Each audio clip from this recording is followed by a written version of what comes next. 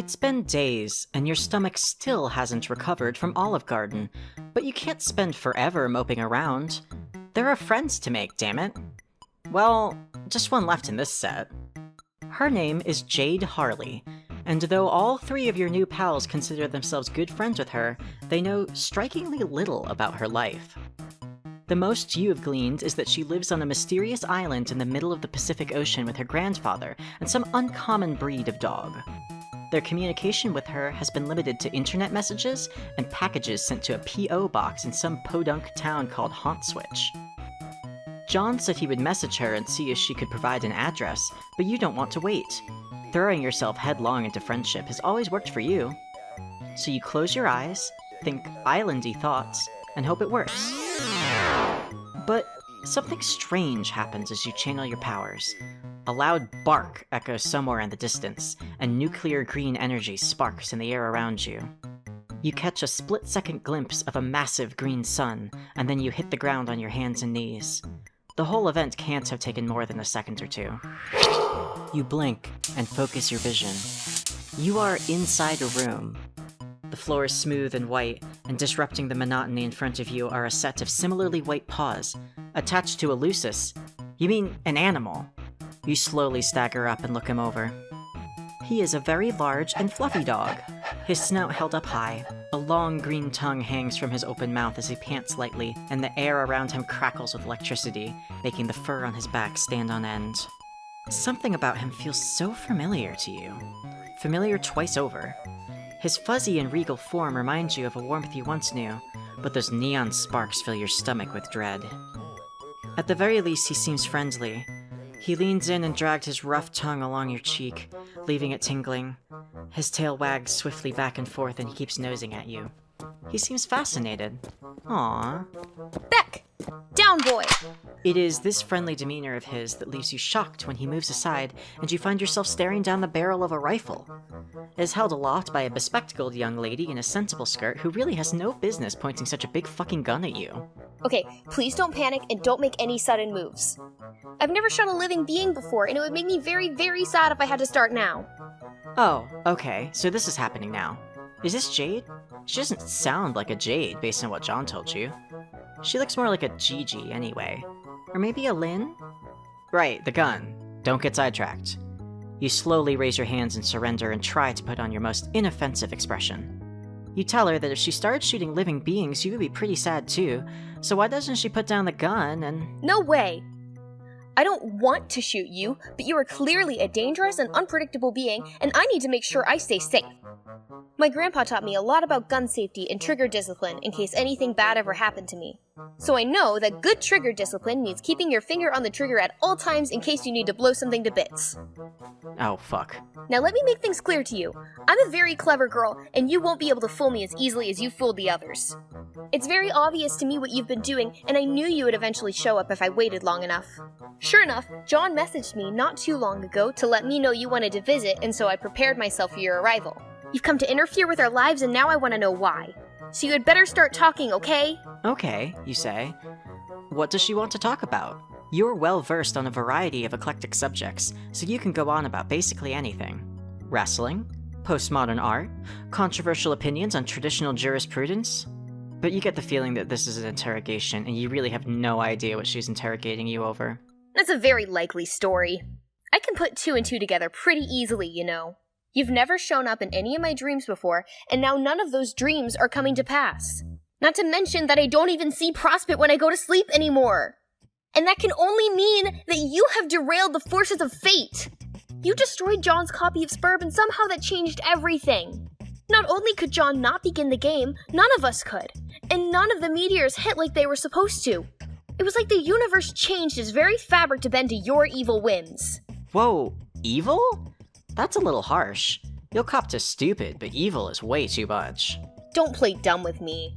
What else can motivate you to stop us from fulfilling our destiny as heroes? Heroes? John and friends are very nice, but they don't exactly strike you as heroes. That's because you don't know them like I know them. You haven't seen the shrines on Prospect or heard stories from the Queen or seen them in the clouds growing into brave and wonderful people. And now I'm beginning to suspect that those things will never come to pass. John's birthday came and passed without any fanfare except for him supposedly befriending a strange mailman. And that day, the internet was full of people complaining that their beta copies of Spurb weren't working, and there was a huge scandal with the company. A little while later, I found out that this mailman was talking with Rose and had magical powers. I know a thing or two about magical powers, or at least powers which seem to be magical to those who haven't studied their logical sources. But yours are totally different from anything I've seen. At first, I thought you might be an advanced Dursite agent coming to sabotage us. But you definitely aren't from Durs. Maybe a Prospidin double agent? I also considered the weird trolls you keep pestering me.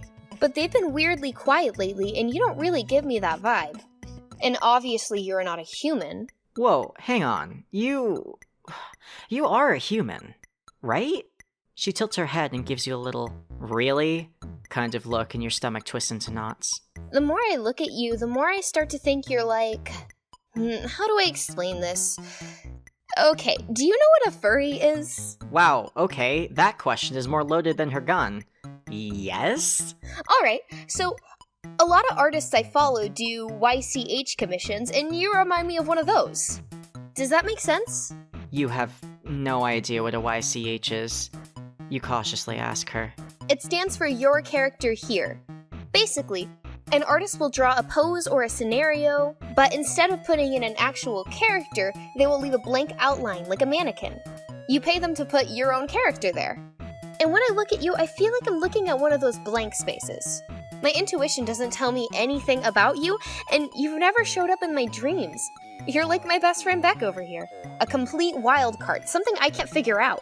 Which brings me back to my point.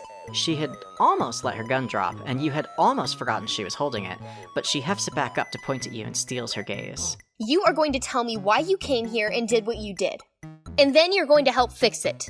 That rifle is really starting to bother you. Get that gun away from her. You can't let a good opportunity slip between your fingers again. You need to disarm her before she accidentally blows you to smithereens. There must be something else that will get her guard down. You ask about her grandfather, the one who taught her about guns. He must surely be a reasonable and mature man. Perhaps it might be best to bring him into the discussion? You could sit down, have tea, drop the gun. I don't know. Grandpa does love his tea time with guests, but usually conversations with him are really one-sided.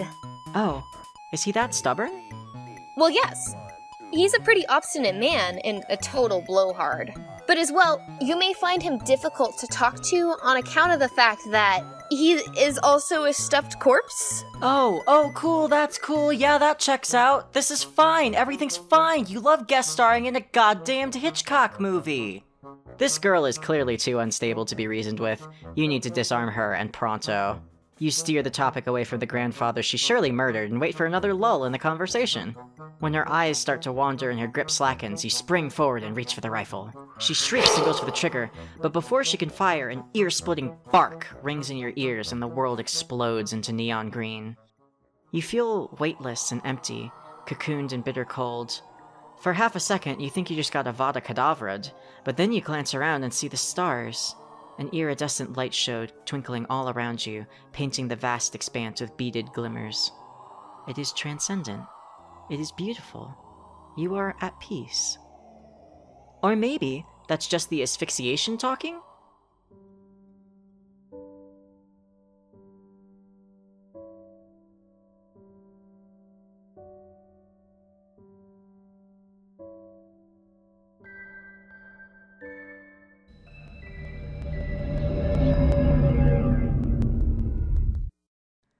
Stay calm and explain yourself. Alright, pretty much everyone except John has called you on your bullshit thus far, so you may as well give her the full confession.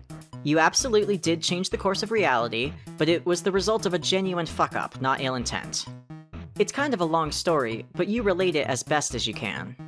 Your strange lack of memory, an encounter with a bizarre and magical artifact, the way you blundered into John's life and destroyed his mail as a result of your highly relatable social anxiety. The girl listens intently as you explain what brought you here, and then you offer an apology. You think that you have irreversibly altered the very fabric that threads her cosmos together, There's probably no way of putting things back like they were and letting this lady go on her golden dream quest, or whatever she was blathering about while you were distracted by her very deadly gun. Okay. You sound very sincere, and I'd like to believe you. So I'll take you at your word for now. Whatever shenanigans you involved yourself in, I trust that you did not intend to cause any problems. Let's put all this ugly business behind us. The girl holsters her rifle, and you breathe a long sigh of relief. Sorry about all that. I promise, I only had the best intentions. It's cool, you tell her. You get the distinct feeling you've dealt with much worse. Yeah, I'd imagine a space hopper like you has been to all sorts of cool and dangerous places. I'm kind of jealous, really. But anyway, we never properly introduced ourselves. My name is Jade, and my dog's name is Becquerel. What's yours? Huh. You know, you think this is the first time you have ever been asked for your name? Ever? You almost forgot you had one.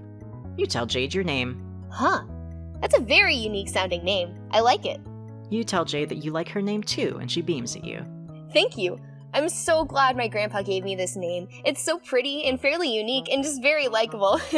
Anyway, why don't I show you around? I can give you a tour of the house and we can get to know each other a little better. Oh, that sounds great. You're an expert on taking tours of other people's houses, which makes sense since you don't exactly have your own house? Jade stares sadly at you. Oh, I'm very sorry to hear that. No, it's cool. You have magic now, so the trade-off is probably pretty fair. Right. Well, this is of course my room. As you can see, I have a ton of pretty posters. This is my favorite. It was a gift from Dave, and I love it to pieces, even though it's honestly pretty dumb looking. But that's the point. She gestures to a poster of Dave's webcomic guys with animal attributes scribbled onto them. Most of the other posters also feature anthropomorphic fauna, drawn with significantly more finesse. It all gives you a very furry vibe. But not in a bad way, you clarify. Her lips twitch in irritation, and it occurs to you that people are probably constantly either clowning on her for liking furry stuff, or reassuring her that they aren't about to clown on her for liking furry stuff. Well, I don't actually dress up in suits or any of that nonsense. But I really love animals, and I think it is fun to imagine what it would be like to be one. Which is why I own so many animal toys. Like the Manthrotraps, who are very silly but dignified fellows who are part animal and part Victorian-era gentle sir. Jade gestures to a pile in the corner, heaped high with plushies and dolls of all sorts. Many of them look like man-slash-animal abominations with curly mustaches, and others feature bright and puffy squid-like creatures. Oh, and these are my squiddles! They're based off of a cartoon show. Rose says it's a bad show, but I don't believe her. Jade fishes through the toy pile and retrieves a dark bluish-black toy. This one is Inkabelle. She's my favorite. In one episode, she gets lost in the murky brine swallows and spends years completely alone, lost without any of her friends. But in the end, her friend Podlight tracks her down and saves her. It seemed so bleak the first time I watched it that I literally cried. But I realized in the end that it was a very poignant tale. Jade smiles wistfully down at the plushie in her hand. She glances from it to another one of the Squiddle dolls and her expression tightens. She squeezes the doll just a little too hard, causing a horrendous pitchy squeak. I guess in retrospect, that was pretty silly though. I mean, it was just a kid's show. Of course there was going to be a happy ending. That's how those always work. Right? Jade's still smiling as she tosses the doll into her bed, but she puts so much force in the throw that it goes careening off the edge with a wheeze. You hear it plop onto the floor and magnetize itself to another Squiddle. Its voice box lets out a weak little "Yay!" Jade stands up and brushes off her skirt. Her eyes fall to her bedspread, which features a striking cloud design. She sighs slowly, and then assumes a bright smile once more. Anyway, let's go explore the rest of the house, shall we? I've got so much to show you. Jade hikes up her skirt and skitters down the spiral staircase, 2 steps at a time. You're a little interested in the high-tech devices laying on the workbench near her bed, and a glowing green crystal that you think is literally uranium? But Jade's already gone, so you tear your eyes away and follow. The landing below her room is small and cylindrical, and features only a gray closet-looking device and a platform on the floor. My room is at the top of a tower, but this transportalizer will take us to the garden quick and easy. She hops on and disappears in a flash of green light. You're a little nonplussed, but you've seen weirder. You step onto the platform, hear a light click beneath your feet, and in an instant, you're standing in a lush garden atrium. There are exotic plants as far as the eye can see, ranging from psychedelic floral arrangements to tropical fronds to fruits and vegetables. Tall windows blanket the walls and allow sunlight to stream in, and said windows are coated in a steamy mist. You feel like you just got clotheslined by a rainforest. It's beautiful, right? Jade opens her arms and spins around, gesturing to her various gardening stations. You nod. It really is. Gardening is another one of my favorite hobbies. It's a great way to get your hands dirty and do some real work.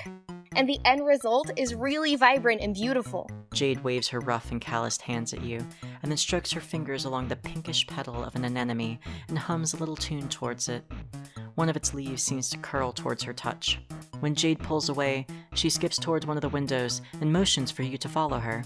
It's a beautiful island vista that awaits your gaze.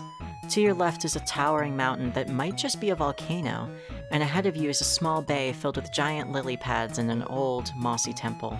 Beyond the island, the sea stretches out to a shimmering horizon. Past that boundary line, an entire world awaits, ever out of reach. This is my home.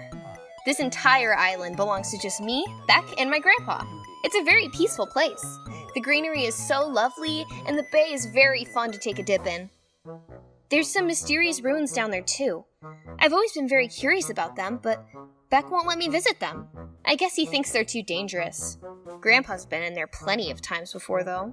Could her grandfather give her a supervised tour? Oh, Grandpa doesn't really move much anymore. He spends all of his time having tea parties in the foyer, lol. He's quite old, then? You could say that. Jade wanders away from that window and towards another one, whose view is exclusively centered on the rolling blue. She presses a hand against the misty pane and sighs. You know, Dave talks a lot about coming to visit me here. I mean, all of my friends do, but Dave especially. In his usual Davey way, of course, which means making a lot of jokes and not sounding very serious about it.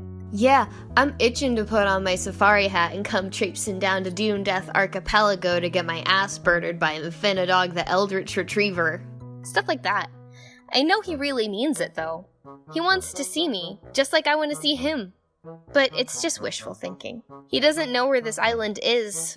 Even I don't know where it is. All the liveries here go through some company P.O. box my grandpa set up before he died, and it's not marked on any maps.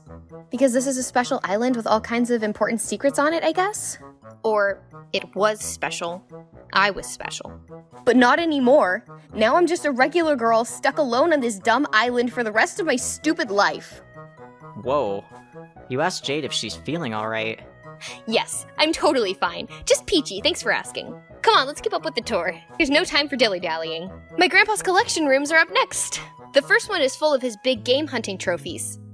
I'd never shoot an innocent animal, and I think the trophies are pretty hideous. But I do have to admire his great work stuffing them, I guess. It is really hard to properly stuff and mount something. Trust me. And he has some cooler stuff on the lower floors, like all these badass knight statues. Or these, faded blue portraits of pretty ladies? Okay, I'm gonna be honest. Most of Grandpa's collection stinks. But I think what is important is what it all represents to him. He has been on all sorts of incredible, amazing adventures, and he has this huge array of interesting things to show for it. You tell Jade that her grandfather sounds like a hell of a guy. He sure is. Back when I was little, he used to go on trips all over the world and come back with so many interesting stories and new souvenirs. I was so awed, and I guess a little jealous too. Sometimes he would be gone for days or even weeks at a time, and it would just be me and Beck holding down the fort. I was always so happy when he came back, and I listened to his tales without making a single peep. But he never asked if I wanted to come along for an adventure, no matter how obvious it was that I did. I guess that's just the way of life for adventuring folk. There's no time to be tied down, even by the people you love. They can stay at home and wait for you to come back. That's how it was for my grandpa, at least. What about you? You're an adventurer too. You visited all my friends, and you've surely been to other awesome spots around the globe. So, I bet you've left someone waiting for you too, haven't you? Frost floods your veins and nestles into your heart with a burning chill, for reasons that you don't quite understand. Jade tilts her head and bores into you with wide, curious eyes. One of her hands is balled up into a fist, and both of them are trembling as she watches you. Geez, you're gonna have to coach another kid through parental issues, aren't you? You swallow down your sudden anxiety, force a smile, and remind Jade that you're suffering amnesia. Oh, right. Well, it's just this feeling I get, you know? I have great intuition. When she smiles, the corner of her mouth twitches. It's now or never. Would she like to talk? I said I'm fine, there's nothing to talk about.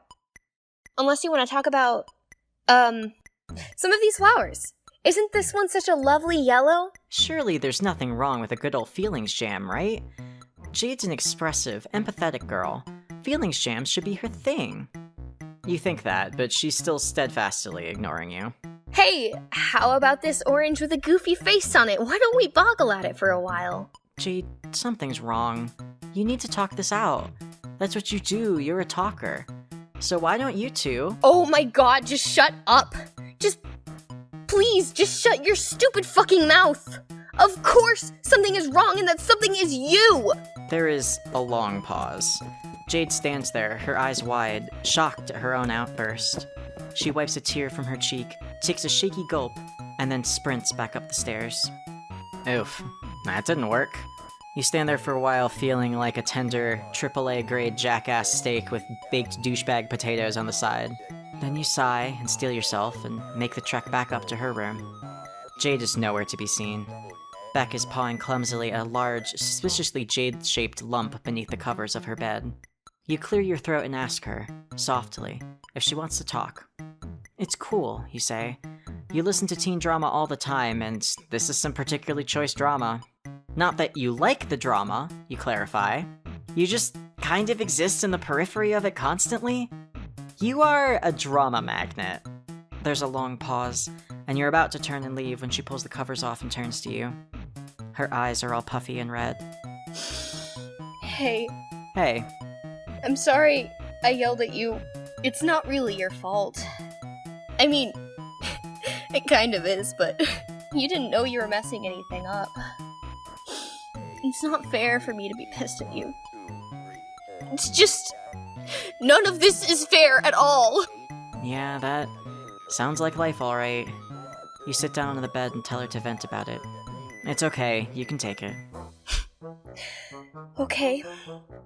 Have you ever spent your whole life waiting for something to happen, and then it didn't? Well, your memory is pretty fuzzy right now, so you can't say you have, but you think you understand a similar sense of yearning. Good God, have you yearned? Yearning is a good word for it, yeah. Let me try to explain. When I went to sleep, I would see this beautiful golden kingdom called Prospit and hang out with the people there.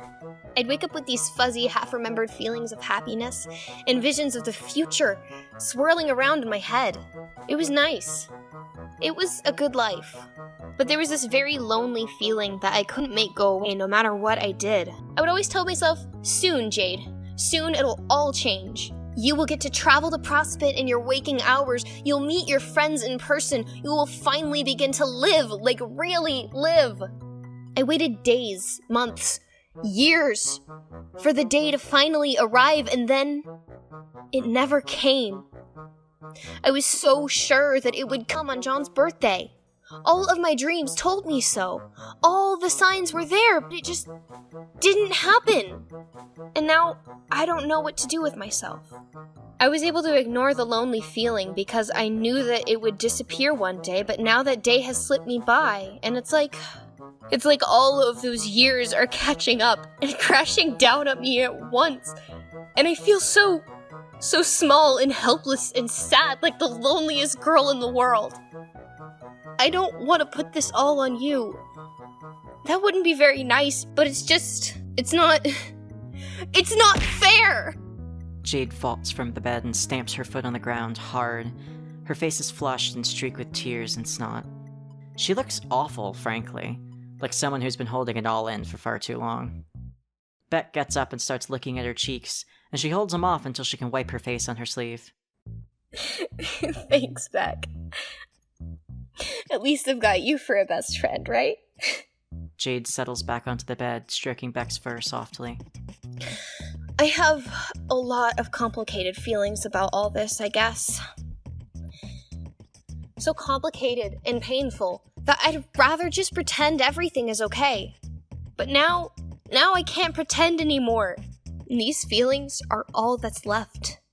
And I hate feeling so glum. I hate sitting around and being all sad and useless. It's stupid and pointless and a waste of my fucking energy, and it's not who I am, and I'm just dumping it all on you. I'm sorry. I really am. Man, you just completely fucked up this girl's life, and she's apologizing to you? Now you feel like the delicious 3-layered shithead tiramisu served after that nice meal of steak and potatoes you had earlier. You really want to help Jade. And while you still don't quite get all of this magical moon stuff she's been talking about, you do get how it feels to be lonely. That's something you can help with. You offer her your hand. Want to go see the world? She sniffles and lightly shakes her head. It's not going to work. Well, there's no way to know that unless you give it a try, right? She nods, stands up, and takes your hand. You focus on a familiar destination, John's house. But as you begin to dematerialize, Beck turns to stare at you, and you hear that familiar barking sound in your ears. And when the flash of light subsides, you're standing here in Jade's room, only a few feet from where you started. What? See? I told you it wouldn't work. Come on, let me show you something. Jade hops up and shuffles down the staircase, and you follow. She takes you to the teleportation pad in the atrium. These transportalizers are all powered by thermal energy and use each other as beacons for the sake of easy short-range teleportation. But if you hook one of them up to a uranium converter and modify the coordinates specified on the logic board, you can theoretically go anywhere in the world. Which I tried. See? She twists the top of the pad with her fingertips and pulls it off, and shows you the wiring underneath. It looks messy, like someone has made multiple attempts to rewire the circuits. But when I used it, it only led to the exact same thing that happened just now. Beck used his powers to prevent me from leaving the island. Maybe I got the coordinates wrong and I would have ended up stuck underground or something, but I checked and double-checked my measurements. I think Beck just doesn't want me to leave the island. He wants me to stay somewhere he can keep me safe at all times. Perhaps he has heard his name from above, or perhaps he just has a sixth sense about it, because Beck wanders down the staircase and over to Jade. She gives him a soft stroke behind the ear. I love him very much, but as long as he's around, I'm stuck here. And because of the changes you made, that is how it will always be. I'm just going to have to get used to it, I guess. Jade deflates against one of her gardening tables and offers you a wan smile. For a split second, you could swear you see droopy doggy ears and a tail tucked between her legs. Depression to this degree simply is not conducive to friendship, and even if it was, you would still feel pretty shitty about it. You should do something to cheer her up. Challenge Beck for superiority. It seems to you that the cause of Jade's problems, even though he's probably not hurting her on purpose, is Beckerel. He's a good dog, and he wants to protect her, but the time for that has passed. Jade has a new omnipotent friend in her life, and she's got places to be besides this island. There's only one thing for you to do. You need to establish yourself as the new alpha of the pack. You must win the right to escort Jade to visit her friends. This is how dogs work, right? Yeah, it is. It definitely is. You think. You square up, bend your knees, and tense your palms. What are you doing? Don't worry about it, you tell Jade. You're practically an expert in Lucis wrangling techniques by now. In what techniques? She shouts behind you, but you're already charging. Beck doesn't see it coming at all, perhaps because it's such a spectacularly stupid thing to do. You go tumbling to the ground with him and manage to pin him. You know exactly what to do now. There is only one possible course of action, and it has been inculcated with such mimetic gravity that you are entirely certain it will work as intended. Punch Beck in the snout to establish superiority. You punch Beck in the snout to establish superiority, and immediately realize it's not working as intended. He snarls and flares up neon green, energy crackling around his body. You wince as heat washes over you, as if you just opened an oven door, and your arm hairs stand stiff in electric terror. What were you thinking? This is a fight you can't win. Beck lunges at you and sinks his fangs into you. You yelp, pain splitting your sight, radioactive fire roaring up your arm. You yank yourself away and instinctively try to teleport, but as you disappear, his teeth catch your shoulder and hold on tight. The two of you go hurtling through the darkness, and you're pretty sure you've left blood spatters on some meta-narrative construct, like a website scroll bar or the RenPy debug screen or some shit. Eventually, you come exploding back into cannon and bounce off a purple spire with an ungainly smack, dislodging Beck in the process. You tumble onto a bridge and scatter some dudes in goofy jester outfits, and Beck lands in front of you. Good boy? Can we call it even here? He snarls, and green flames crack the stone beneath his feet. So much for that. You throw up your arms in front of your face and squeeze your eyes shut as Beck lunges again, but you don't feel the sting of his fangs against your flesh. Instead, you feel the singularly odd sensation of your body passing right through Beck's, as though you have just had a window thrown at you. Like a reverse defenestration? Refenestration? Unfenestration? The world beyond your eyelids strobes green, and when you open your eyes, you find yourself staring into a massive, verdant sun.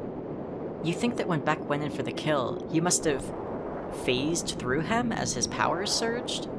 It was pure dumb luck. You can't imagine what kind of precise timing it would take to pull that off on purpose. The good news is that you're alive, but the blood loss is really doing a number on you and you can't focus your powers.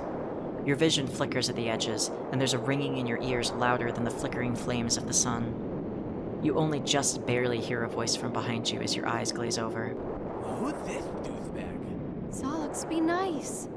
This douchebag looks very injured. I think they're going to have to restart and try again. Better luck next time.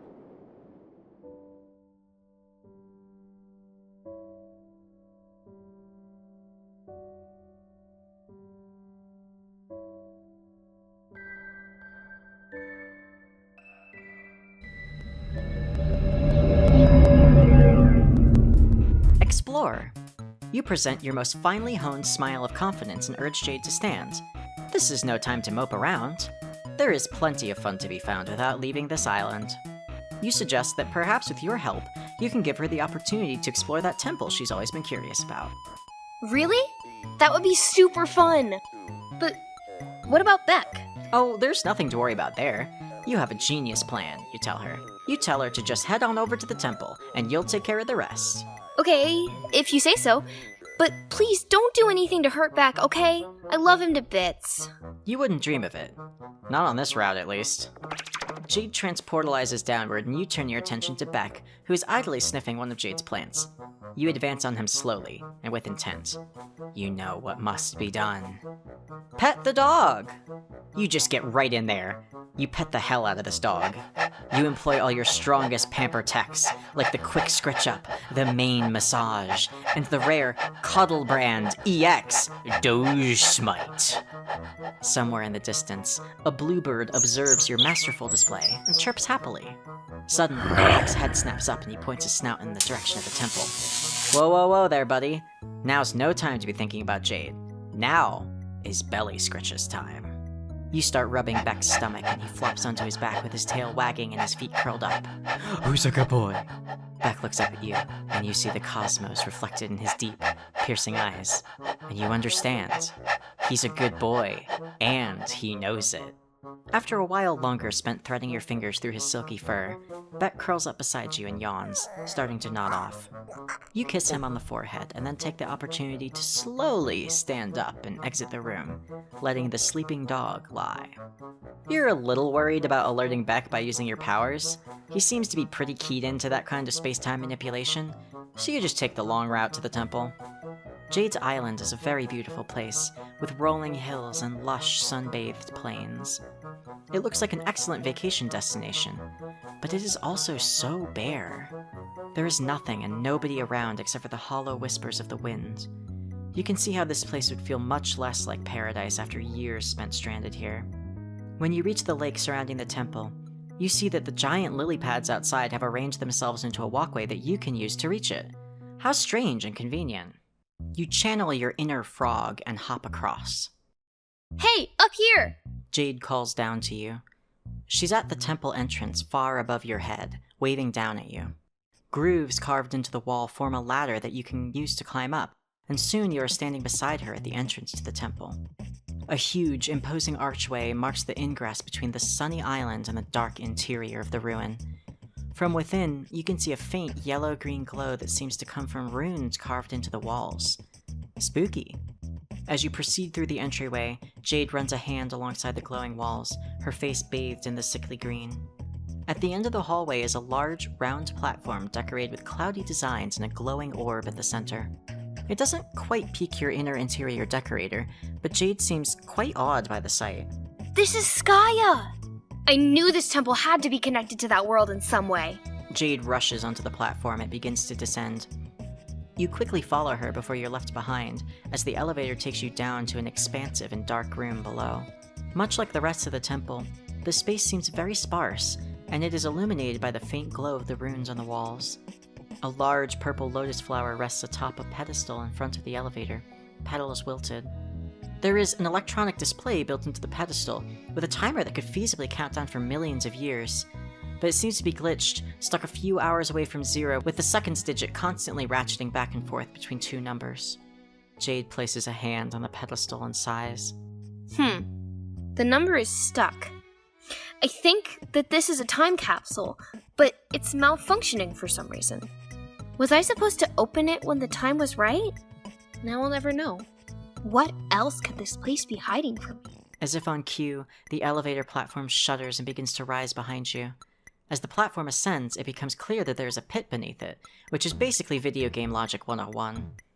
Jade looks down into it, and you follow suit and see... Transportalizers. There's 2 of them, one a deep purple and the other a brilliant gold. Jade leaps down into the pit, which is a pretty brave maneuver because it's deep as hell and real life still has fall damage.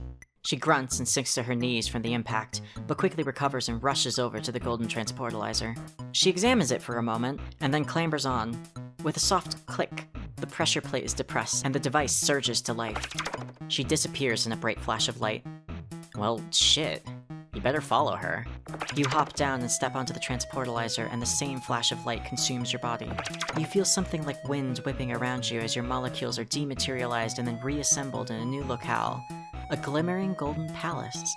Wow, this place is way too fucking bright. Someone needs to crank the saturation down pronto. I don't believe it. Jade is looking around with wide eyes that reflect your golden surroundings. This is it! This is Prospit, the planet I visit in my dreams! I didn't think it was possible to get here like this. What does it mean? Why am I allowed to be here right now? I should go talk to the queen. And with that, she's off, sprinting down the halls with a renewed sense of vigor. You scramble to keep up with her, threading your way through crowds of confused white-shelled folks in fancy outfits. They kind of remind you of yourself, but with chitinous bodies. You sidestep a lady carrying a paint can and shuffle down a lengthy golden staircase adorned with regal golden spikes, and you can only barely keep your eyes on Jade's long black hair as it swishes behind her. When you finally catch up, she's in the middle of an argument with 2 burly fellows in white suits. She stamps her foot at them, but they are undeterred, blocking her passage further. Eventually, Jade wheels around to look at you. She tries to soften her expression for your sake, but her face is still sour. Ugh. The guards won't let me see the queen. Apparently she's really busy with something. They told me I'm not supposed to be here and that I have to leave right away. This is totally bull. I'm a princess. I swear, some of these idiots can't even recognize me without the pretty golden dress. Ugh. I guess I'm not getting any answers here either. Let's just get out of here. And she's off again, this time striding forward with her fists curled and her jaw set. You glance back at the guards, whose furrowed brows strike you more as worry than ire, and then follow Jade back. You're almost to the exit when you see it, a dark figure silhouetted against Skaya's brilliant blue. They are humanoid in shape, with 2 leathery wings outstretched and inky black tendrils trailing behind. Crimson force crackles in their wake, and they swoop over the city like a bird of prey. Something about them gives you a major case of the heebie-jeebies. You do a nervous little half-jog back to the transportalizer and get the hell out of Dodge. The temple feels oppressively dark compared to the blinding bright of Prospit. You spend a while blinking as your eyes readjust. The transportalizer you just used flares up red and then cracks. That's probably not a good sign, is it?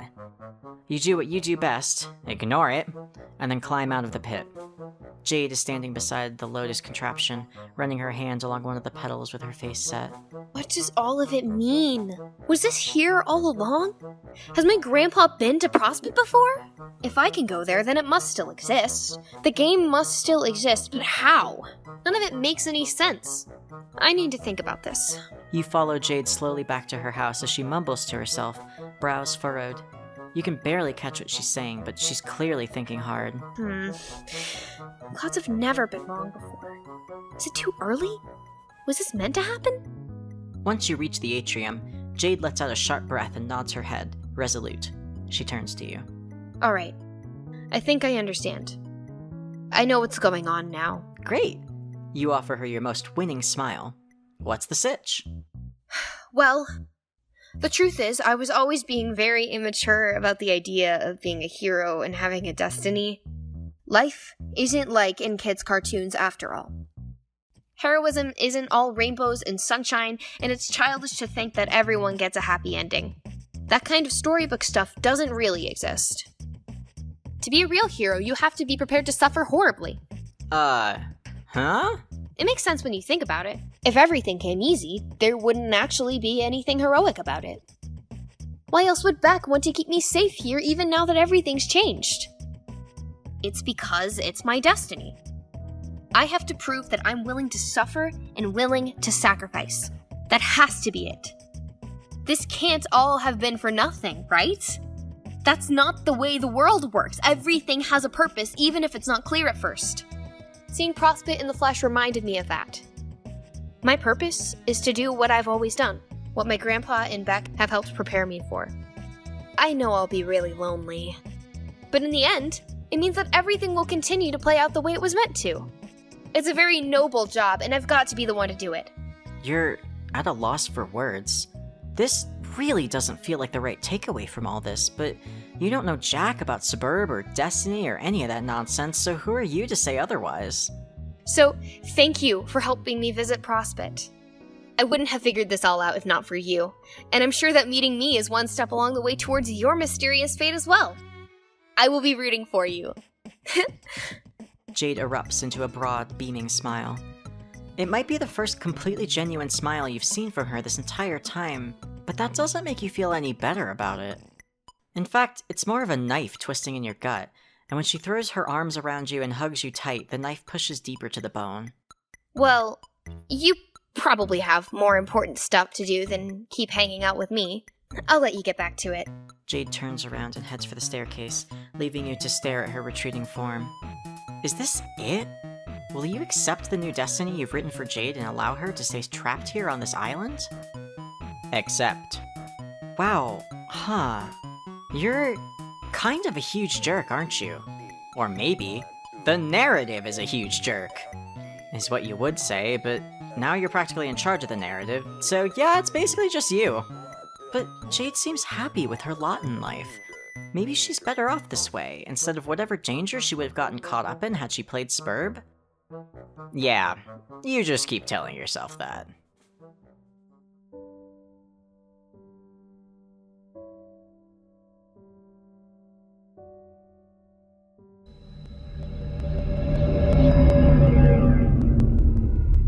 Do not accept.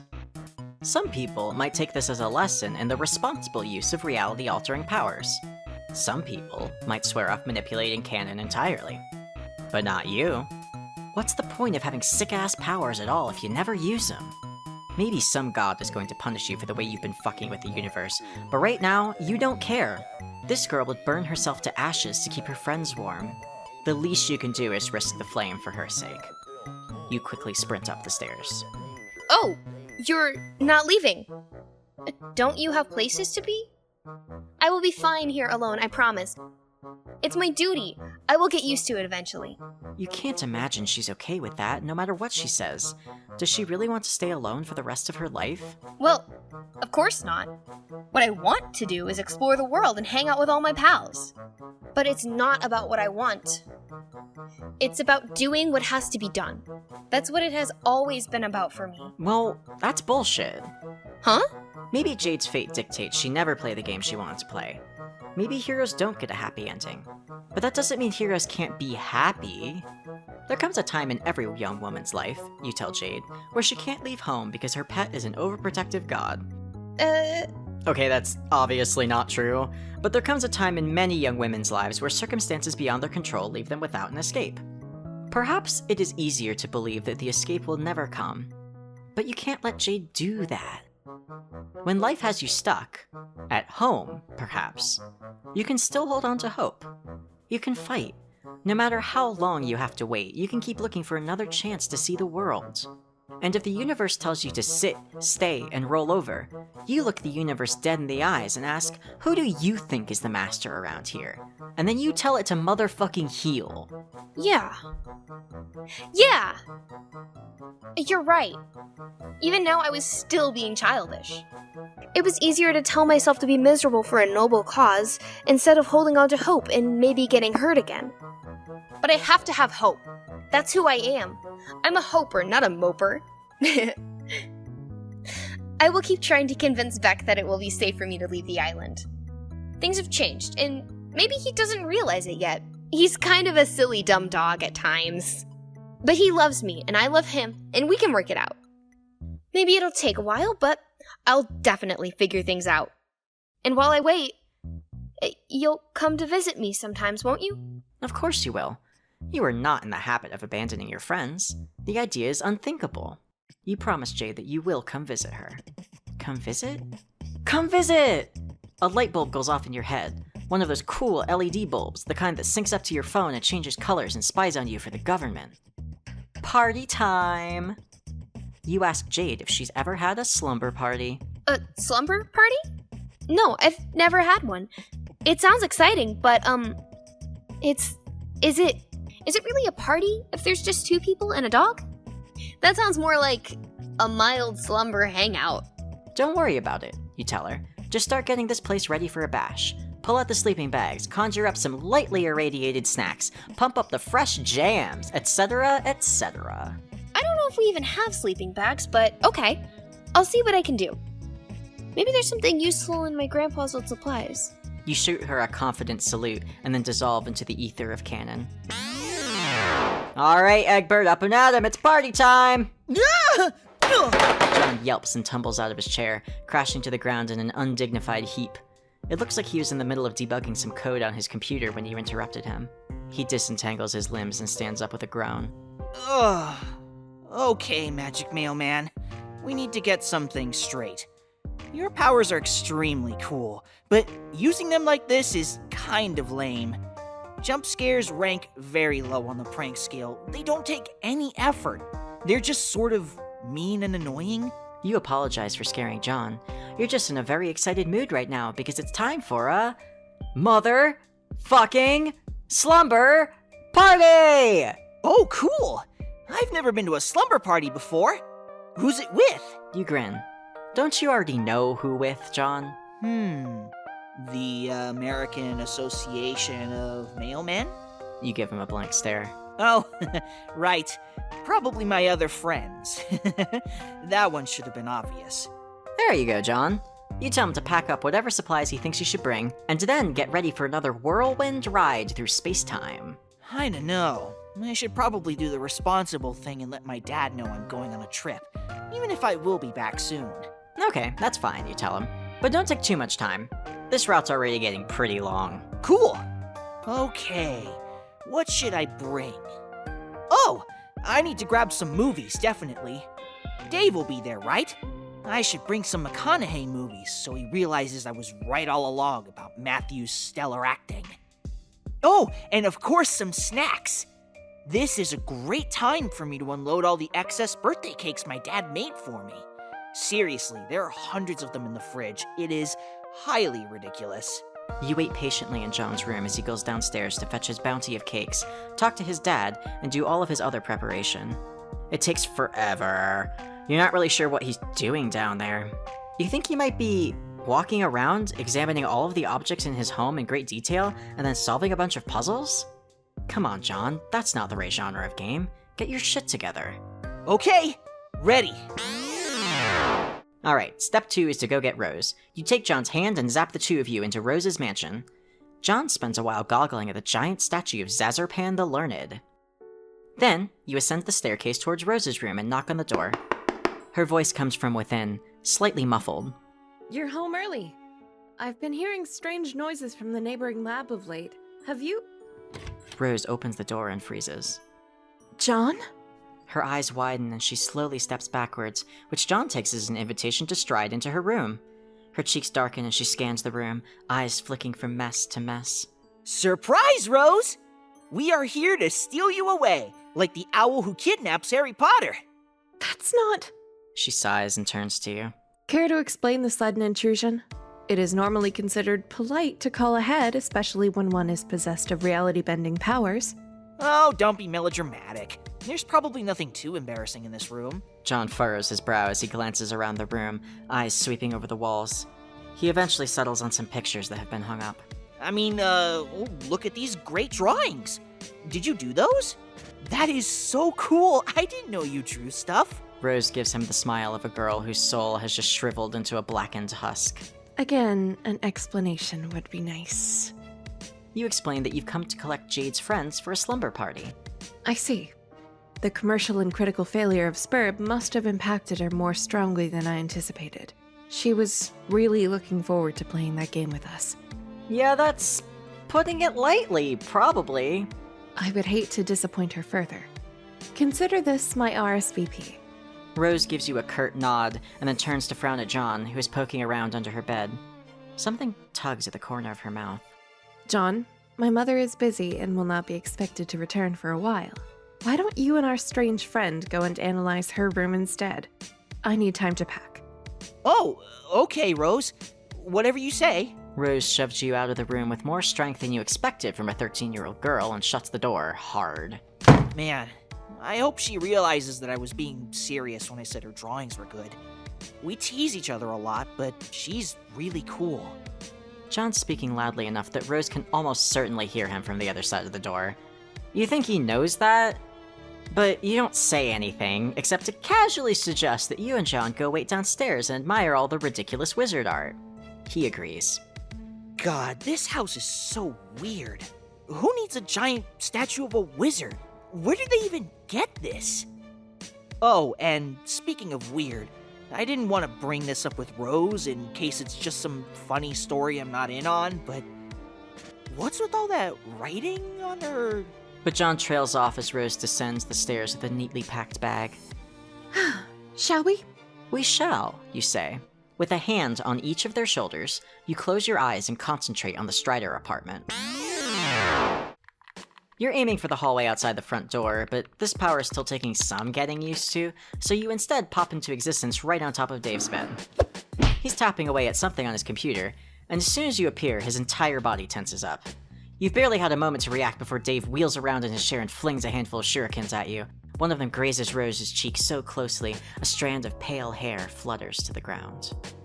She turns to look at the weapon now embedded in the wall and runs a finger along the edge of the blade, squinting. Oh, Jesus. Shit. What the fuck, man? Surprise! Okay, rule 1 of time travel or dimension hopping, don't fucking pull this kind of shit. I mean, seriously, under any other circumstances, I'd be shitting my fucking nuts off about the opportunity to chill with my best bro, but dude, you can't just drop a guy's besties into the middle of his room out of nowhere like this. This is an extreme social faux pas. You gotta give a guy some time to prepare. Don't be melodramatic, Dave. I assure you there is nothing present in this room that can make us think lesser of you. If Rose was scarred by that near-death experience just now, she doesn't show it. She hops off the bed and glances around. If you left any pornography out, it will only serve to confirm the hypotheses I have already made. Dude, are these selfies? Are you doing the duck face in this one? Oh, man! Oh, for fuck's sake, John. You get a VIP all-access backstage pass, and the first thing you do is insult my stuff. Like some rowdy tool at the Nickelback concert, rummaging through their closets instead of doing the musical world a favor and assassinating them. Well, yeah. You would do the same, dude. Touché. But anyway, aside from you getting your grubby hands all over my pristine collection of cool swords, what the hell are you all doing here? We're having a slumber party. Are you in? Oh, I don't know. Bro is basically always keeping tabs on me. Guy wants me to be safe, you know? Or rather wants me to only be in the right kind of danger to teach me lessons about irony and being a dope-ass fucking ninja master. It's all some pretty intense supervision, is the point being made here.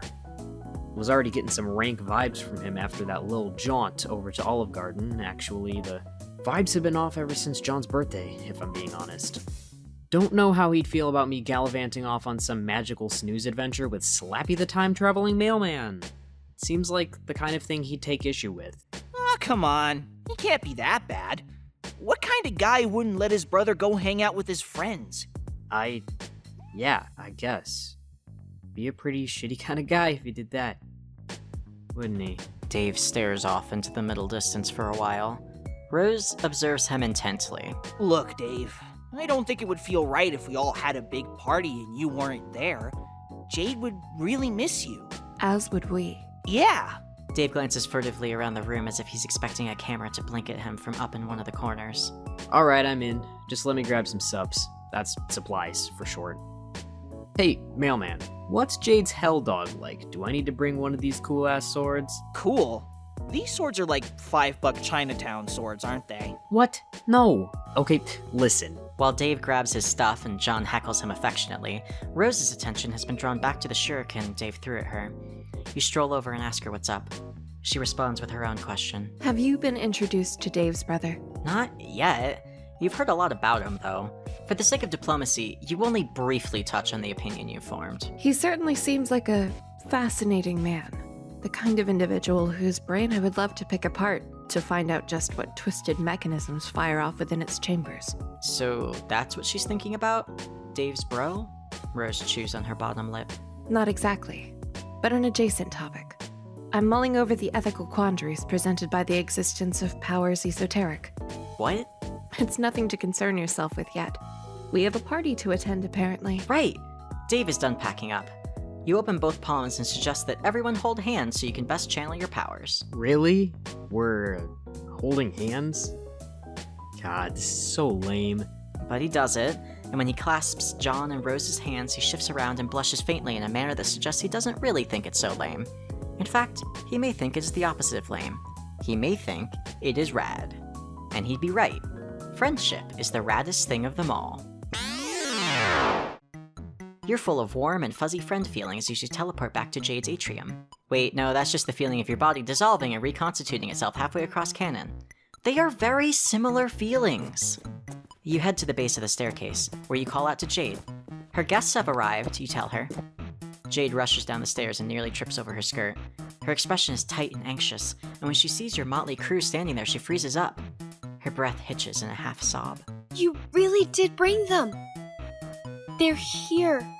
You're all here! Jade breaks into a wide grin and sprints forward, launching herself like a missile at her friends. Dave throws himself bodily out of the way, and Rose takes an alarmed step back, leaving John to bear the full brunt of her affections. She crashes into him, and the two of them go spinning around and around as Jade laughs breathily. Whoa! Whoa! Calm down there, Jade. It's nice to see you too. Tears are beating in her eyes as she squeezes him tight, then pecks his cheek with a soft kiss. Oh, John, I'm so happy to see you in person! In waking person and everything! I spent so much time watching you sleep. Oh, what? Jade swings around to look at her other two pals. Come on, you two too! Get over here right now, we are having a 4 times hug combo right now! Rose and Dave cautiously step forward, and Jade, with John's help, yanks them both into the tight embrace. She smooches them on the cheeks too. Rose's face lights up with a blush, and Dave goes nearly catatonic. When Jade pulls back, she's clutching John's hand and tugging so hard she might pull the damn thing off. Come on, everyone, let's go upstairs! I found a bunch of military-grade sleeping bags at my grandpa's old adventuring gear and set them up in my room. We can all play with my toys and jam out to some music and stay up all night chatting with each other and oh my god, you're here! You're all here! This is really happening! Jade's next laugh verges on hysterical, and she's got tears streaked down her cheeks. Dave looks a little perturbed. Wow, holy shit. It's cool, Jade. No need to get so like this. Kinda fucks me up seeing you cry. Not that I'm trying to make this all about me. I mean, Dave, you're doing a horrible job of comforting her. Jade, come here. I shall hold you in my arms. Rose walks over to Jade, extends her thumbs, and swipes them down Jade's teary cheeks in a stiff, mechanical motion. Then, she wraps her arms around Jade in an embrace that could generously be called a hug, but looks more like the precursor to an alien medical examination. John boggles at the display. None of you whack jobs know how to do this. Oh my god. Come here, Jade. Aw, thank you, John. Now, come on, everyone, let's go. And so the party begins. Tales told, movies watched, and fun had aplenty. So many shenanigans happen. So many. Perhaps someday we will recount them all in detail. But before you know it, the energy in the room has fled alongside the sunlight. The moon and stars cast their pale gaze upon four supine friends, bundled up in sleeping bags and caught midway between slumber and wakefulness. Dave is rambling about some inane bullshit that nobody's paying attention to, and Rose is attempting, quite terribly, to lecture John and Jade on the modern reinterpretation of Lovecraft's works. You think it's about time you bowed out. It's not that you haven't enjoyed chumming it up with these kids, but you'd feel kinda weird sticking around overnight. You can come back later. Besides, you've got places to go and sights to see. There's an entire golden moon out there full of potential friends that you knew nothing about before today. The universe beckons, and you are powerless to refuse. You give Beck a little nod, like, hey, take care of these kids. Beck doesn't nod back because he's a dog, but you like to think he understands. As you quietly slip down the staircase and out of sight, you spare one last glance at the group and find a sigh escaping your lips. Everything that's happened here feels almost too good to be true. Can it last? Can this brazen wish fulfillment go unpunished? You find that hard to imagine. There is something fate-touched about these kids. You can feel it in your bones. As surely as the wind whispers through the trees or the stars dance through space, as surely as the turning clocks will call the sunlight back again, these kids will never be free of the bullshit that hounds them. But right here, right now, they are at peace. They have shared this one perfect moment together, and perhaps, in the future, there will come more betwixt the chaos. And maybe that's enough.